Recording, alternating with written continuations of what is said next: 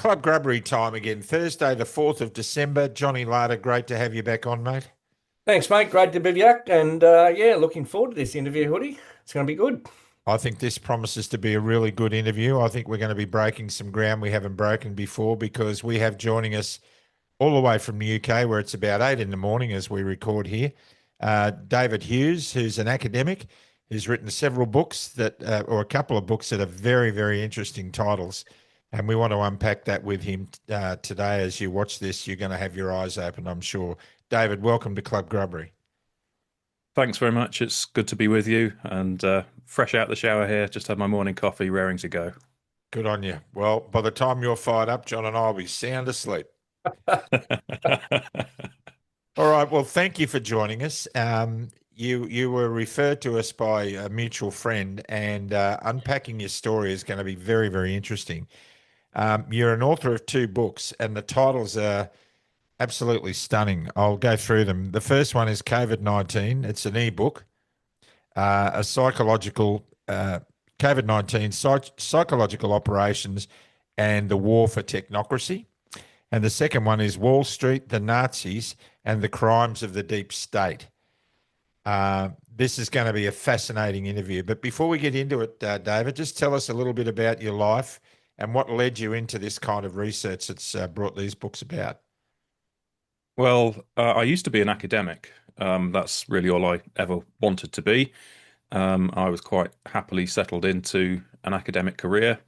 I had already had my doubts about the official 9/11 narrative, and I published a peer-reviewed paper in 2020 expressing those doubts, for which the academic community worldwide thanked me with a volley of online attacks. And then immediately after that, the lockdowns hit and the whole COVID nonsense began. And as I watched that horror show unfold, I became deeply, deeply uncomfortable with what I saw taking place. I have a PhD in German studies. I personally saw various parallels and continuities with 1930s Germany. And I looked to the rest of academia thinking, okay, so where are the people really standing up and challenging this? And as with the official 9/11 narrative, I basically didn't see anything. And I found this extremely problematic. I found myself increasingly ostracized within the profession. So, for example, pre-COVID, I didn't have any problem at all in getting onto the major international conferences on that circuit. As soon as COVID hit and I was submitting proposals to give papers, for example, challenging the official misinformation and disinformation narrative, saying, how do we know what is disinformation? None of those were accepted. And I realized, well, we've got a major problem here as a profession. It's not standing up to the tyranny at all.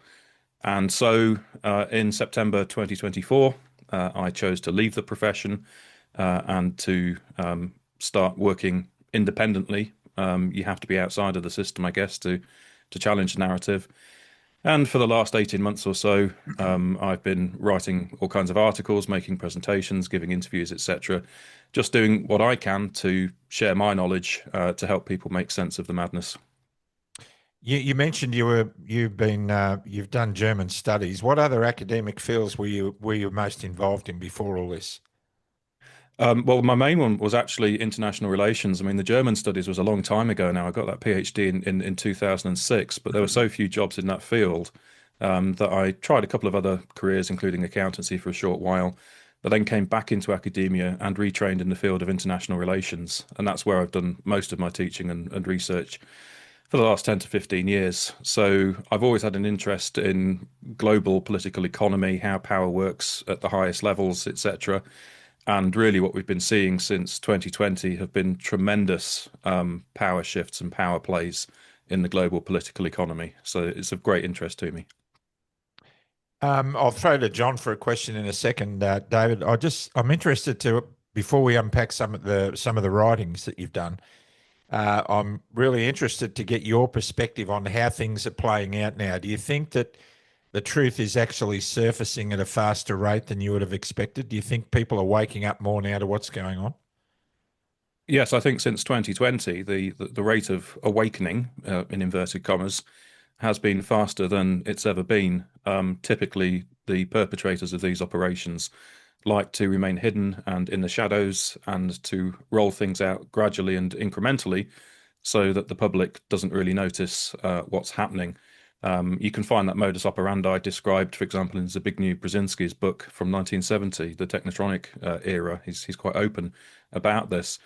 But really, what's happened since 2020 has been so enormous and so forceful, and in some respects, so in our faces that it's very difficult, if not impossible, for those with eyes to see and ears to hear, to ignore. And so I do take heart from the fact that more and more people are starting to ask questions, more and more people are starting to see through things. And the good news from our perspective is that once you see these things, there's no unseeing them. You can't go back. So that means that our numbers are only growing over time. Yeah, Johnny, I saw a post today. It would appear that Vladimir Putin has kicked out the Rockefeller. Anything to do with Rockefeller out of Russia. Made a scathing report to the Parliament about the influence the Rockefellers have had in Russia and indeed around the world. And maybe we can touch on some of that. But Johnny. Yeah, David, it'd be interesting to get your thoughts on. I mean, I think everyone would agree that you're obviously an expert in German history and what a Nazi is. We've had rallies and people have said, oh, the Nazis have taken over it, and they've been a whole heap of division and police and political sort of uh, interest in it all, and we don't want the Nazis here. But I mean, the reality is that these same people, I mean, we've referred to them as the behaviour as Nazi-like in relation to COVID. These people have, in my opinion, I'd be interested to get yours as an expert in German history. These people, these bureaucrats, these people in government, they've acted worse than the Nazis did, in my view. Well, it's difficult, isn't it, to gauge between levels of horror. I mean, the Mm. Nazis, of course, were guilty of the most horrendous medical experiments, particularly in the camps. But when you look at the so-called vaccine rollout, which went into the arms of billions of people worldwide, and almost immediately, independent investigators who were looking under the microscope at the contents of the vials and at the blood work of people who had just taken these shots were finding all manner of things which shouldn't have been there. All kinds of elements and metals, in particular, um, structures which apparently self-assembled. I mean, this is really alarming stuff. And so we know at a bare minimum that those shots contained ingredients which were undisclosed and had no place in being there. So if that's the case, nobody could have given informed consent to what went into their arms. So the way I look at this is as a global violation of the Nuremberg Code. And of course, the Nuremberg Code, the whole point of it in 1948 was in response to the horrors of Nazi Germany and the medical experimentation. And so for that to be violated on a global scale tells us that we are in real trouble. And what's happening is on a scale beyond anything that Hitler or Stalin could have dreamed on. This is global now, and this is deeply distressing. And in a sense, that whole rollout to me looks very much like some kind of worldwide experiment. Whatever this stuff was, I think it was an experiment to see how different groups responded to it. And of course, we know from the How Bad Is My Batch research by Craig Cooper and others that there was enormous variability within the batches. One in every 200 batches was significantly more harmful than the rest. And that can't be accidental. It can't be by bad manufacturing processes or whatever. So what was this really all about? There was no sound medical rationale for trying to inject everyone. There was no sound ethical rationale. Something very, very dark was taking place. And of course, all of that was prefaced by 2 years of psychological warfare on a scale we have never seen before to try to get as many people as possible to take this stuff. So this is really horrific. I don't know if it's possible to kind of take measurements and say who was worse, the Nazis or the people at the top of the global power pyramid today. But either way, it's very frightening. I think we did a lengthy, almost 2 hour interview with attorney from the States, Aaron Siri. I'm sure you're aware of his work. Yep. We spent many hours watching some of the stuff that he's done. I watched 9 hours of a deposition he did with Stanley Plotkin, Dr. Stanley Plotkin, the father of vaccines, godfather of vaccines. Now, he was admitting that they had experimented on babies that were born in prison. They were taken off their mothers. They'd experimented on people that were in mental asylums. Some of the experiments he had been he'd experimented on almost 80 that he admitted aborted fetuses. Some of this stuff is just as horrific as, in many ways, as what we heard come out of Nuremberg. And obviously that sort of stuff, I guess through Operation Paperclip or whatever, has come across from Europe after the war. And a lot of these things have been enacted under the guise of freedom in the USA and various other places. That's right. And in my book, Wall Street, the Nazis and the Crimes of the Deep State, the whole point of that book is to try to not only highlight the continuities and parallels between 1930s Nazi Germany and the West and beyond since 2020, but also to explain how we got from there to here. And I trace the processes from the 1930s all the way through to the present. And Operation Paperclip, of course, is one of the key elements along that journey. So after 1945, there was a dramatic failure, really, of denazification in Germany. Many former Nazis, within the space of a few years, were back in very powerful positions, including most of the leading industrialists. And meanwhile, some of the Nazis who had been responsible for some of the worst horrors and the experiments and so on were taken over to the US, to Britain, to Canada, and elsewhere, and were put to use in a Cold War context. And this was often done clandestinely, so that people wouldn't know what was happening. But there are direct continuities and parallels from there, for example, to the horrific experiments of MK Ultra. And in my other book, COVID-19 Psychological Operations and the War for Technocracy, one of the many things that I do in there is to show how certain techniques that were pioneered and developed through the MK Ultra program were effectively rolled out against entire societies in 2020. And so we have this dreadful line of continuity that embodies all of the worst things, and it hasn't gone away, and it wasn't defeated, and unfortunately it's back with us again today. There was an organisation set up in the UK after the First World War to help to rehabilitate soldiers who had shell shock. I just saw something on that the other day, and that seems to have been at the forefront or at the very beginning of these psychological operations that we're experiencing now. Have you got any information on that? I do. It's all in chapter 2 of my COVID book. The Tavistock Institute was quick to pick up on the fact that soldiers who had experienced shell shock in World War One were more susceptible to psychological programming. So this is very interesting because it gets you onto a century or more of shock techniques. So again, coming back to MK Ultra and the kind of use of electrodes to shock the mind. Again, that the whole idea was if you could, they called it depatterning in the 1950s.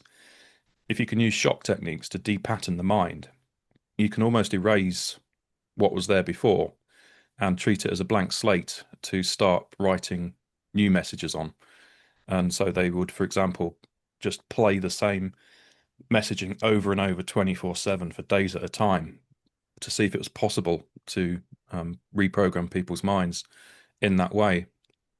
But you can fast forward through time, and coming back to the Tavistock Institute in the 1960s in particular, they were interested in applying shock techniques not only to individuals, as per the MK Ultra program, but to groups and indeed even entire societies. And so they took a great interest, for example, in wars and disaster situations where the normal way of life had been dramatically shaken up. And was it possible under those circumstances to start applying certain techniques to influence the thought processes of entire populations? And then if you think about the work, for example, of Naomi Klein in her book, The Shock Doctrine, she talks about, for example, the coup in Chile in 1973, or about 9/11, or about Hurricane Katrina. And all of these were examples of kind of shocks being inflicted in different ways to large numbers of people, if not entire societies. And under each circumstance, she argues, it's possible to dramatically reconfigure the political economy of those societies. And so, what do we see in 2020? And this is what I argue in my book. It was a massive shock and awe event. I mean, for me, it was a military operation, and people's normal routines were dramatically disrupted.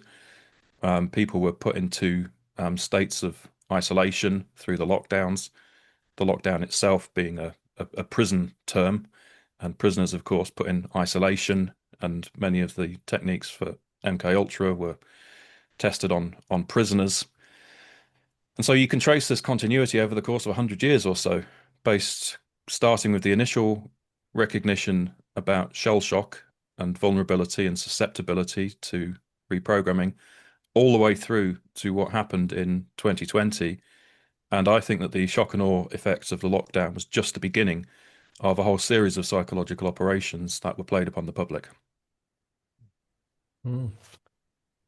David, why do you think that those operations were able to be seen by some people and not others? I mean, for instance, Hoodie and I, we've been very compliant our whole lives, I'd say. We've done the right thing as we thought was a reasonable thing to do, but this just didn't pass the pub test for us. And I think there's so many people out there that are thinking, well, uh, why did I question this? And why are clinicians that should be trained to see this sort of stuff, you would think, psychiatrists, psychologists, why clinically are they not standing up?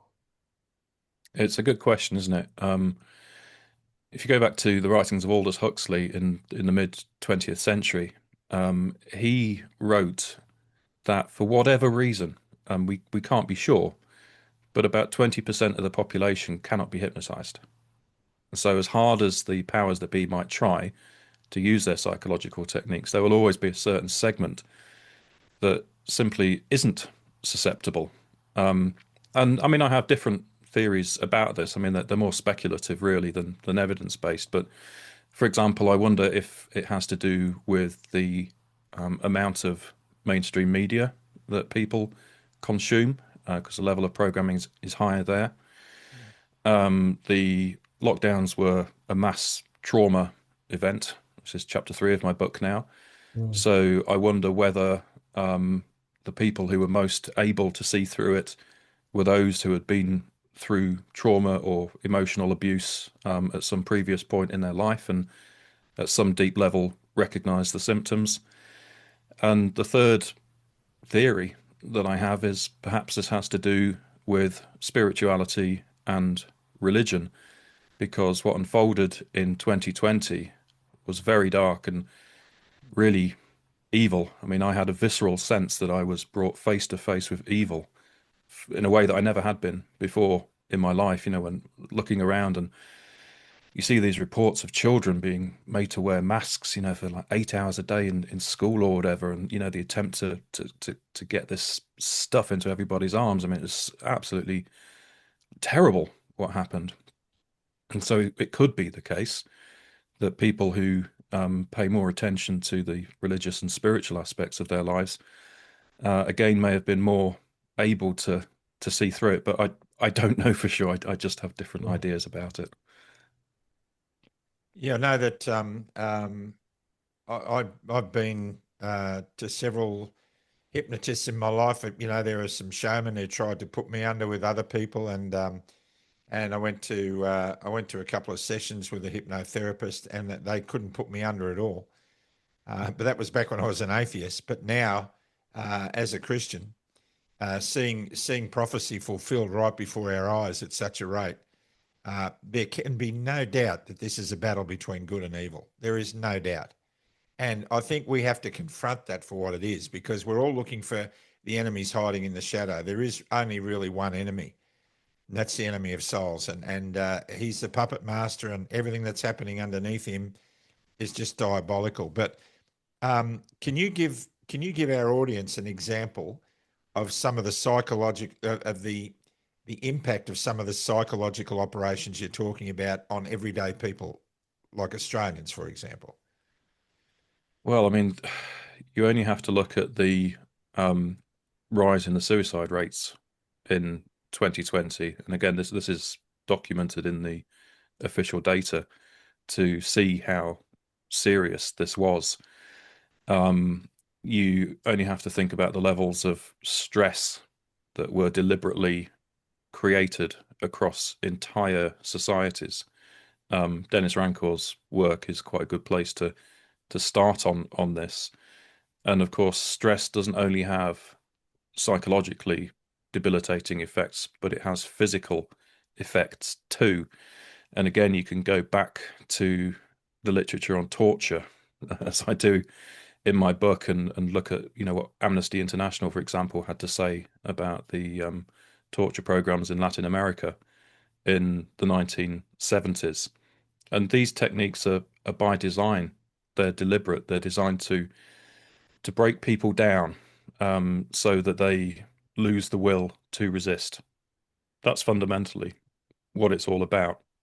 And so the second half of the title of my COVID book, COVID-19 Psychological Operations and the War for Technocracy, I've referred to the military dimension already, but I believe that this is war. And historically, psychological warfare is the prelude for the main event, so to speak. And so you have to understand the nature of the war. And in my opinion, this is an attempt to completely refashion the global political economy so that the previous paradigms of rule, be they liberal democracy, fiat currencies, neoliberal economics, use of mass propaganda, etc., all of these things seem to be waning in efficacy, or at least they did in the years leading up to 2020. And I think what they're trying to do now is to bring in an entirely new system, global technocracy, which is a totalitarian control system that allows the few to control the many using digital technologies. Now, of course, a global population of 8 billion people is never going to buy that. If they can see it for what it is, there'll be mass resistance. And so you have to go to war against them in order to force this on them, essentially.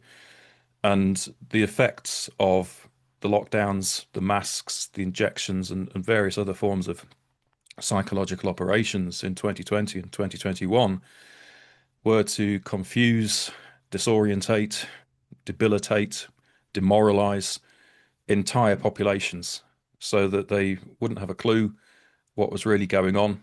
And even if they did start to see it, they'd feel powerless and unable to resist. And unfortunately, you have to say that those psychological operations were largely successful because, yes, there has been resistance to the measures, but still today, I think that the majority of the population still doesn't see what's happening, and still there needs to be a lot more resistance quickly. Mm. Do you think they've missed an opportunity to really put their foot on the accelerator there, though, David? Do you? I mean, I agree. I think it was largely successful, but was it successful enough? Do you think that, they haven't really landed the killer blow, and there's too many people that are a wake up to what's going on. Yes, I do think that. And to come back to our previous point about how a lot of this has become much more obvious now, I think that the situation is starting to spin out of control slowly but surely. They're making this big move, and in so doing, they themselves are deliberately undermining and dismantling the previous systems, including democracy.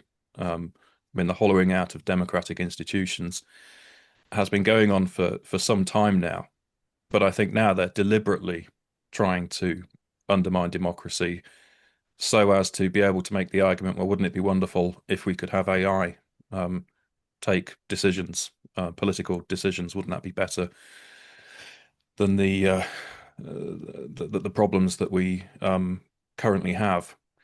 And so, if they're doing that, but the new system isn't yet implemented, they're trying to implement it in all kinds of ways, then we're in a period of what I call interregnum. There is no kind of paradigm of control which is completely effective at the moment.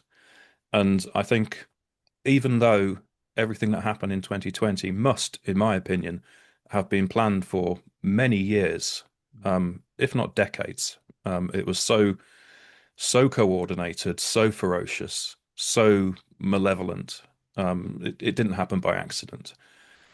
Despite that, the rollout of the psychological operations and of the shots and so on was in some ways rushed and botched, and there were mistakes, and some of the narratives became so self-evidently absurd, particularly in terms of the vaccine rollout towards the later stages, that they simply couldn't fly.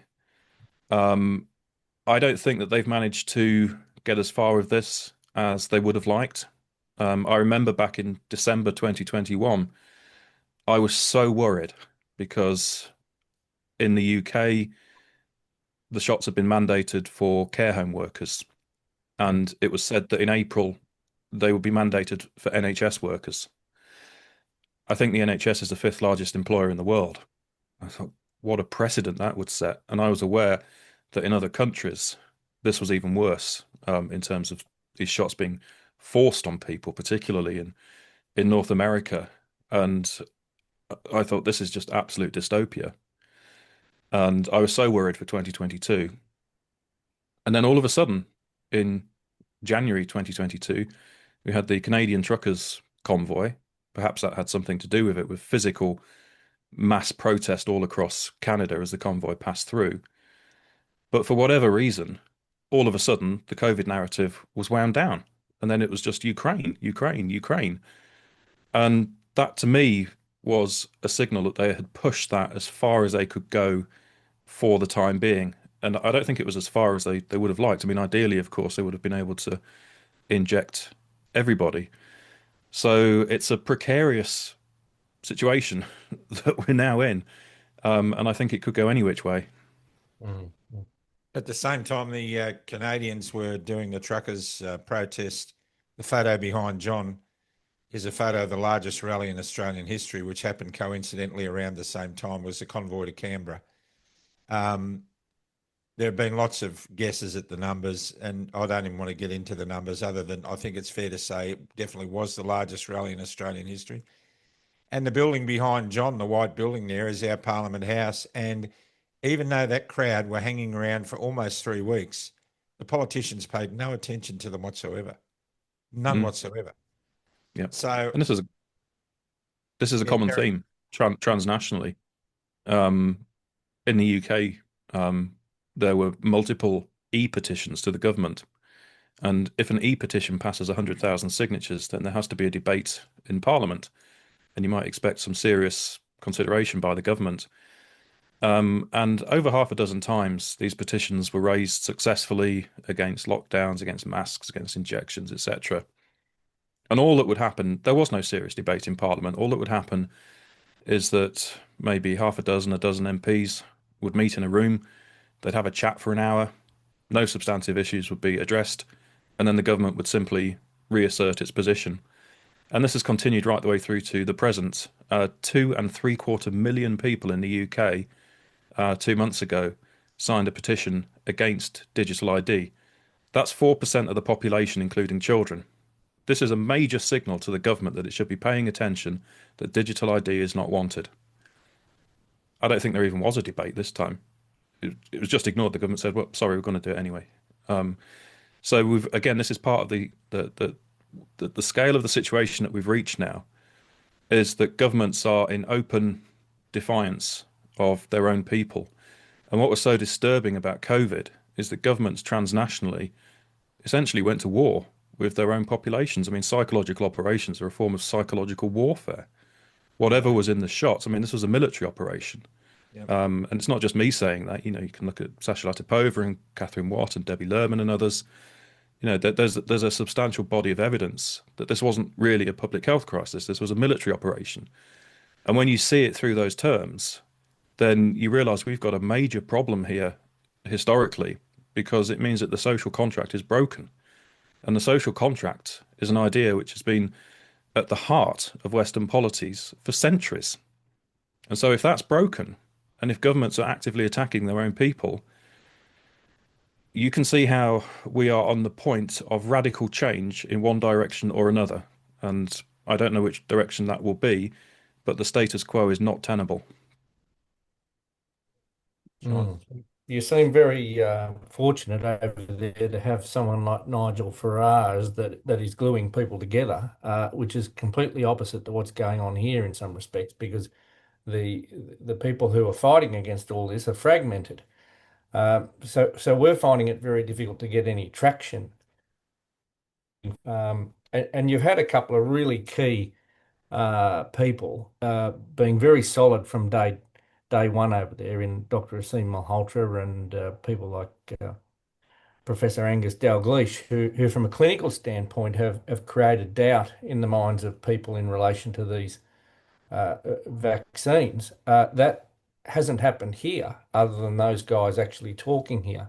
How important do you think that has been to where the UK finds itself now, with people really seems to be an uprising over there as to getting rid of the Prime Minister and maybe moving forward in a good way?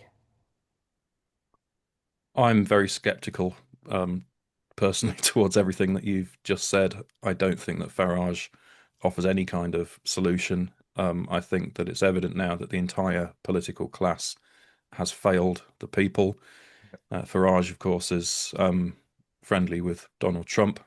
I don't think that Trump is a savior figure either. I don't think that he's a good actor either. I think that he has been instrumental in the rolling out of technocracy in the United States in 2025, inviting Palantir into the heart of government, putting all of this data about the citizenry into the Palantir drives, giving Palantir contracts across multiple government agencies.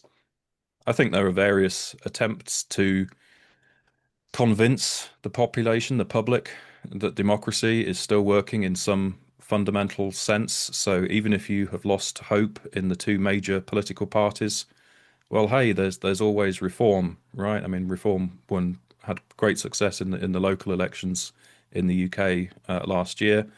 But for me, this is all a husk, a charade, an illusion.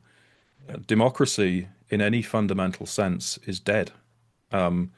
This kind of theatre show persists, as it must, because the population must still believe that it lives in a democracy in some meaningful sense. Otherwise, there would be uprising and potential revolution. So they have to keep this show going. And now that it's pretty obvious in every country that the two major parties are really just a uniparty, they serve the same interests, the same powers. The whole left-right dichotomy has been seriously called into question. Well, now they've just taken it to a new level, and you have the rise of Farage and these kind of so-called alternative parties. But again, they're just there to hoover up dissidents and people who are dissatisfied with what's happening, but still can't see the scale of the problem. They still don't realise that democracy is being taken apart. So my position is somewhat more sceptical. What we're witnessing is a global Hegelian dialectic, isn't it? It's a classic Hegelian dialectic where there seems to be opposing forces, but they all seem to be in the same bed or dining at the same table and working towards the same commonly wanted solutions. Is that how you see it? Absolutely. The power structure behind this is what I call the transnational deep state. And in Wall Street, the Nazis and the Crimes of the Deep State, I trace the origins and development of that entity from the United States, in particular in the 1940s, all the way through to the present. And what I argue is that over time it's become increasingly transnational and now is effectively global. At a basic level, all governments now, all states are on the same page. And the reason for this, in large measure, has to do with globalization. As the forces of resistance have increasingly transnationalized and become global over the decades, so the different ruling classes of the world have realized that they can't survive simply within their own kind of bounded territories, their own sovereign nations, so to speak. They have increasingly to band together and work with one another to keep the international working and middle classes in check. And so we've seen a gradual development over the course of many decades towards a more globalized system, whereby, first of all, we saw regional organizations after World War II. We've seen bodies like the UN and the WHO and others. And then from the 1970s, the World Economic Forum, the Trilateral Commission, and others.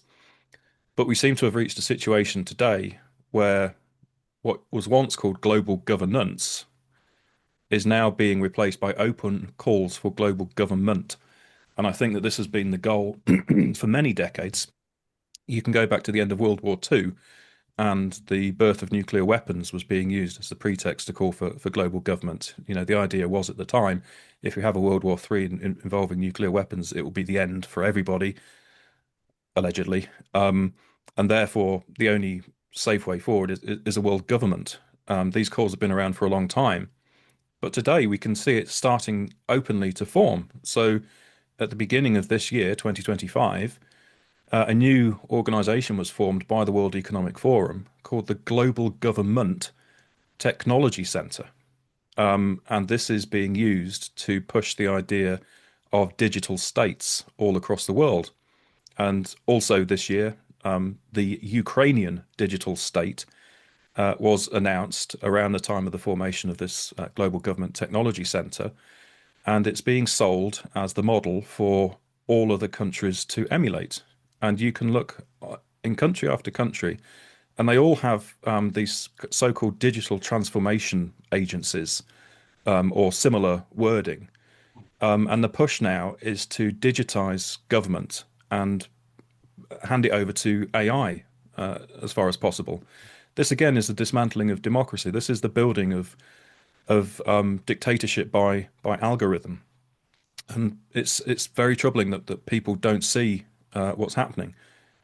Because if this is allowed to go forwards, then what we will see eventually is indeed the building of a single global government, which will operate according to what the Bank for International Settlements calls a unified global ledger. In other words, all the data from all the different countries about everyone and everything will be put on a single ledger. And that means centralization and centralized control on a global level. Because whoever has access to all of that data, and we're talking here about the technocrats, whoever can manipulate the algorithms, whoever knows all of this stuff, they have total control over everybody. So that is now what they are trying to build. And it might look as though different things are happening in different countries. We have, stable coins, for example, in the United States, central bank digital currencies elsewhere. Digital currencies in different countries might appear to operate on different ledgers, but the key term is interoperability, because provided all of these different things are interoperable, then ultimately they form a single global system. And that is the global technocracy that they are striving for. You've talked about psychological operations being a precursor to war. Do you see? I mean, I'm talking to people in the know in the UK, for example, who are seeing a ramping up of military exercises over there. The Air Force are flying constantly every day. In the town of Norwich, there's a large presence of Swedish military, which a lot of people are wondering about. What's all that about? And it seems like NATO, with the Brits and the nations of Europe, want a war with Putin. It's like they're posturing for a war. Um, and there are some thoughts that perhaps something like a dirty bomb will be let off in Russia somewhere to get Putin to fire the major shot. Are you seeing these sorts of trends, and are they alarming you?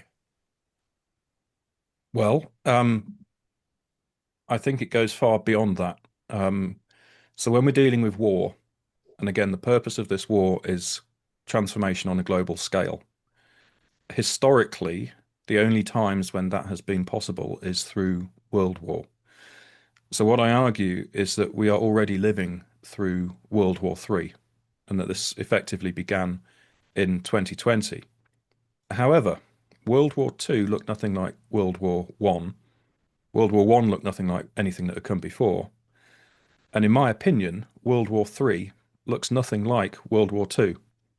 And so we need to get beyond just thinking about nation state versus nation state, fighter jets, maneuvers in the sky, conventional weaponry, bullets and tanks and so on. Because it's not that kind of a war. Fundamentally, it's a global class war. It's a war that's being waged by the few against the many. It's a war that's being waged by the transnational ruling class through its control over the means of production. For example, it prints the money, it controls the media, it manufactures the weapons, etc.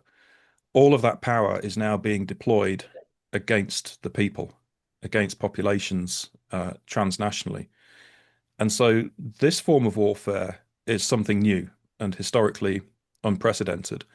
And I describe it as an omni-war, because if you're going to fight against entire populations, you need to be able to subdue them in every way possible. So I think that this new form of warfare is being waged across every domain of human existence simultaneously, but by stealth as far as possible, so that people don't know what's happening. So, for example, you might look at inflation and the rise in the cost of living in country after country. And of course, they make up all kinds of excuses and pretexts for why this is happening. But the bottom line is it makes life just harder and more difficult for everybody. All of the programming that we see coming through the media and through mainstream cultural production, again, is designed to manipulate thoughts.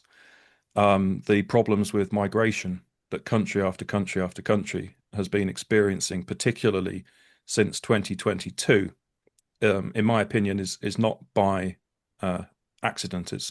It's by design. It's designed to have socially destabilizing effects. And in my report that I wrote for Catherine Austin Fitz's Solari report, I produced a 22,000 word report called Omni-War, Exposing and Ending the Invisible War Against Humanity. And in that report, I go through all of the different aspects of how the Omni-War is being waged across all of these different domains. And it's evil genius, really, because people don't notice it, even though it's everywhere. It's almost like the oxygen that you breathe. You're breathing it all the time. It's everywhere. It's all around you, but you don't really notice it. You just kind of live in it. And this, I think, is what's happening. And so the situation is being made harder for everybody in all kinds of ways. And again, the ultimate purpose of this is that people will submit when the time comes to technocracy. And so should they manufacture a new financial crisis, for example, it could well be used to roll out universal basic income, and the universal basic income will only be awarded if you submit to the digital ID, the social credit scoring, and all of the rest of it. So in terms of these tensions with Russia, I don't deny that there are geopolitical realities here, but for me, you always have to frame them against the overall context of the Omni-War. So what are these tensions really about? They could well be about what they have been about since the Cold War, um, which is not just foreign policy terms, but actually having effects on domestic populations. So back in the 1950s, for example, if you can scare the entire US population that the USSR might drop nuclear weapons on it at any moment, it keeps the population in a state of fear. And again, this is key to the psychological operations. What was the war on terror premised on? Fear that terrorists could strike anywhere, anytime. COVID, the deadly virus, so called, could get you at any moment, any time. So they're very, very useful for maintaining the fear levels, which keeps the population more compliant and subservient. And as I argue at the end of my COVID book, it may even be the case that they might drop a nuclear weapon or two. I mean, imagine the effects that that would have worldwide on the psyche of populations. However, the key point that I make is, does that mean that World War III is about to erupt in the sense that I described from the 1950s earlier? Does that mean there's going to be nuclear weapons going off all over the world and, we're going to witness this kind of nuclear holocaust? No, I don't think it does. If such a thing were to happen, I think it would be part of yet another psychological operation, which will be used as a pretext for saying we must do X, Y, and Z in order to prevent nuclear war. So again, the picture goes much, much bigger, I think, than it might first appear. Yeah, Johnny.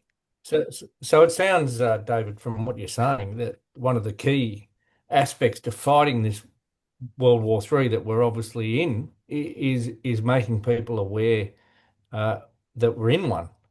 So things like your 22,000 word report need to be freely available and I suppose made into something that is able to be understood by the public rather than, I can imagine a 22,000 page report is not something that the average punter will sit down to read. So how do we do that? You've done Yeah, a well, documentary, haven't you, David? yes, I was part of the Oracle Films. It was called the Agenda, Their Vision, Your Future, a critique of the 2030 agenda. I and many others were involved in that, so we're doing what we can to get the word out. That report, Soleri has a policy of keeping it paywalled for 12 months, but it came out in January, so next month again that I can make that freely available. And yes, it's a lot of words, but I've got to be honest, the Soleri team did a wonderful job with the graphics and the aesthetics. I mean, it's a beautiful, beautifully presented report. And I think it is quite easy to read in many ways because of the ways it's structured and the ways it's presented. So yeah, we'll definitely get that out there for free next month, and I would encourage people to take a look at it. But you're quite right; it's the awareness is key because at the heart of this war is deception. As soon as the population realizes what is happening, what is being done, how it is being done, and why, there is sure to be enormous, enormous resistance. But at the moment, many people go around completely oblivious to what is happening. I have a section in that report called "A Day in the Life," and it's just one page about a hypothetical kind of Joe Bloggs who's just going about his ordinary day. And there are all these signs of the Omni War taking place all around him, but he just doesn't realize it because it just seems like normal life to him. And so that was my attempt to show people how this is being done. Boy, aren't we seeing It'd be that? great to, yeah. We're just seeing that everywhere in Australia at the moment, and indeed around the world. People just seem to, they know something's going on. You can tell because a lot of people are coming to Christ. There's a lot of people wanting faith now. I'm not talking about religion because religion's a big part of this problem that you're discussing. Religion, corporatized religion, is right in the heart of this stuff. It's used to manipulate people as well. I'm talking about people having a relationship with Christ. There's such an increase. I myself have baptized 350 people in the last couple of years. People who want to, Well, I've had atheists come up to me and say, "Look, I don't believe in God, but can you pray for me?" I mean, there's a sense of urgency around people at the moment. Um, I'm thinking if you've got time, we can break this into two. Have we got you for a little bit longer yet? yes, I'm not under any time constraints. Yeah. great. I'd like to do that. So we'll make this a two-part presentation, I think, because Yeah, we're no only just problem. scratching the surface. Um, Before we go to part two, I just want to ask you, do you see any geopolitical players at the moment who are a thorn in the side of the New World Order, like Putin or Xi Jinping? Do you see them as part of the system, or do you think they're actively working against it? They're 100% part of the system.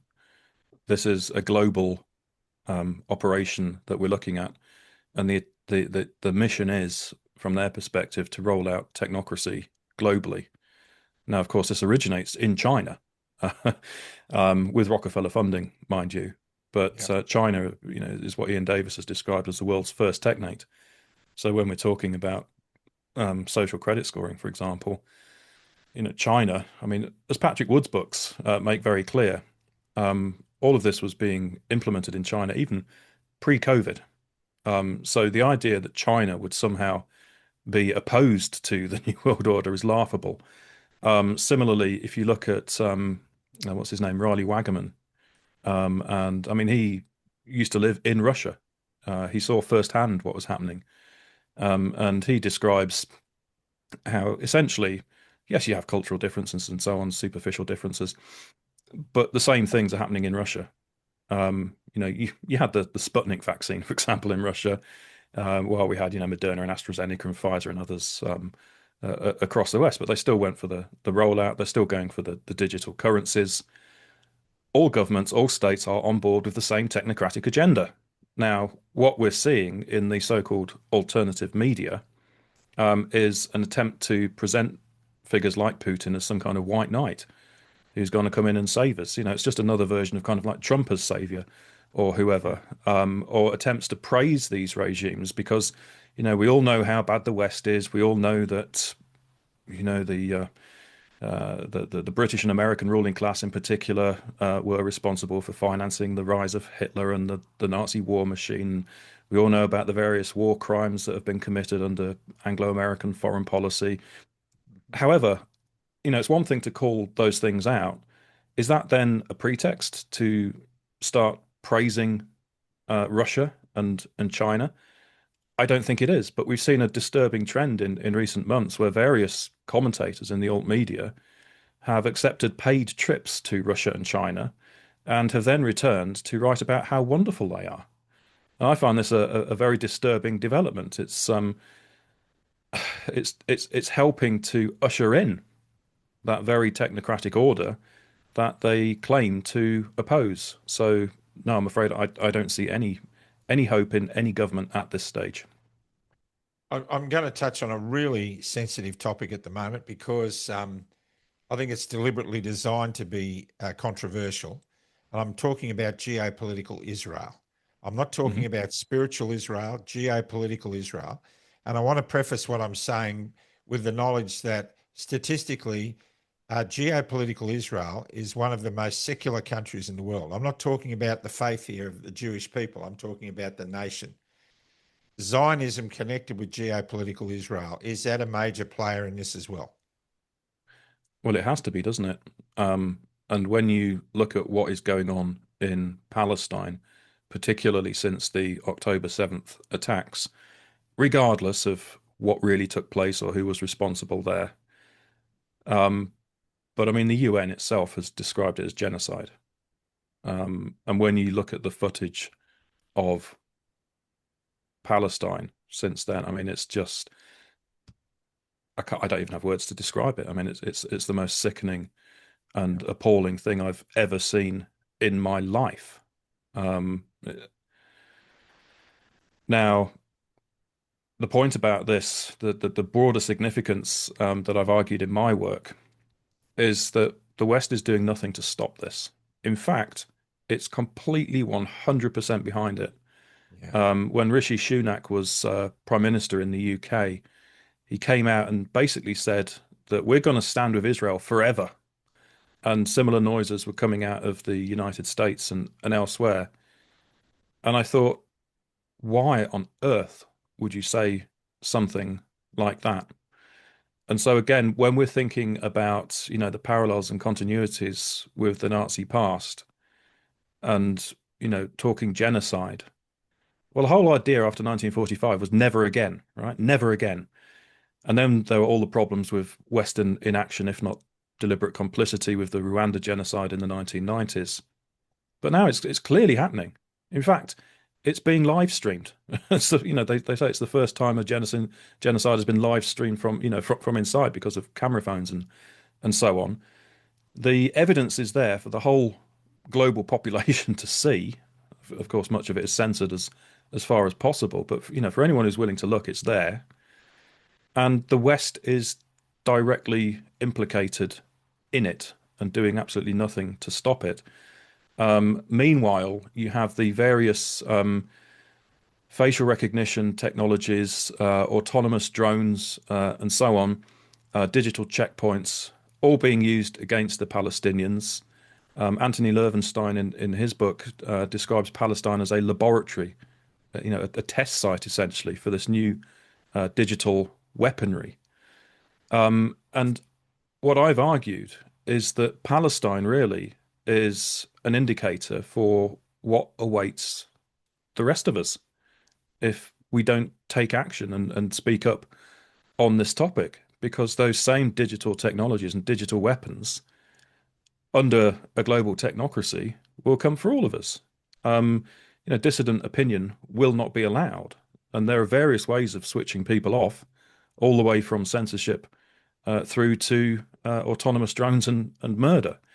And this, again, has a long history, using information for killing purposes, the systematization of the Holocaust through IBM, the use of information gathering to identify key leaders in the Indonesian coup in 1965 or in Operation Phoenix in 1968, the use of information to identify key terrorist cells in the war on terror, in the same way as kind of marketeers use those kind of spider diagrams to see who the key influencers are. Same principles being used to identify key terrorists. And now the war on terror is effectively coming home to Western populations, and we're all being treated like criminals. Everybody has to provide fingerprints, when they enter a different country. It's getting really bad. Everybody is under suspicion. It's increasingly a zero trust society. And so if you see how all of this fits together, then yeah, what's happening in Palestine should be a massive warning signal for everybody else across the rest of the world. The Zionist angle, of course, is deeply troubling. Professor David Miller in the UK won a legal case establishing his right to hold the philosophical belief that Zionism is a racist and genocidal ideology. So the right to hold that opinion in the UK has legally been established. And it is a mystery, is it not, why Benjamin Netanyahu was able to get more standing ovations in the US Senate than Barack Obama was. How does that work? How is it possible for a small Middle Eastern country with a population of 8 million apparently to be able to exercise control over US and British politics? You look at the influence of AIPAC in the United States, and all of the politicians seem to be at its beck and call. If you look at the Conservative Friends of Israel and the Labour Friends of Israel in the UK, you find exactly the same thing. And so somehow, and I'm not 100% sure how this works, perhaps it was through the Promise software that Israel developed in order to gain backdoor access on influential people and potentially bribe and blackmail and so on the key figures. But somehow this state, which of course, in the 1950s with the Irgun, clear kind of terrorist influences there, appears to have been able to manipulate Western foreign policy to an unfathomable degree. There are those who suspect Israel's role in 9/11. I don't know if that can be demonstrated necessarily from the events on the day, but what we do know is cui bono, who benefits? And US aggression against a series of Muslim majority countries surrounding Israel clearly benefits Israel. And so this is coming more and more to the fore now. And of course, they've been very successful through their weaponization of anti-Semitism. No criticism of Israel or else you're an anti-Semite. Well, thankfully that narrative is also starting to fall apart now. But I think you're right that this Israeli state, as you put it, and particularly the Zionist influences within it, really need to be put under the microscope now, because there's something very, very dark coming from there. Wow, this is an intriguing interview. It's an enthralling interview. David, thank you for waiting on, because we really only just touched on your first book, and I really want to get into the second one with you. So, look, thank you for being with us. Stay on, of course, because we're going to record part 2 of this straight away. But I think I need to pray now, and we'll pray at the end of the second one as well. All right. Dear Lord, Father in heaven, we are confronted with a battle between good and evil. There is no doubt, Lord, that is happening. And the only way through this is for people to be shown the light of truth through the light that you provide us, Father God, a light of compassion, love, grace, and mercy. So help us to open up our minds, open our eyes, and see it for what it really is, Lord. We thank you for our guest tonight, and we ask you to watch over him and to keep him safe as well, because we do this in Jesus' name. Amen. Amen. Johnny Larder, you've often been heard to say, you just couldn't make this stuff up. You couldn't make this stuff up. Everyone just hang around, because this really is. You couldn't make this stuff up. Hang around, and we'll bring you part 2 of this episode in a couple of days' time. Thanks for watching Club Grubbery. Bye for now.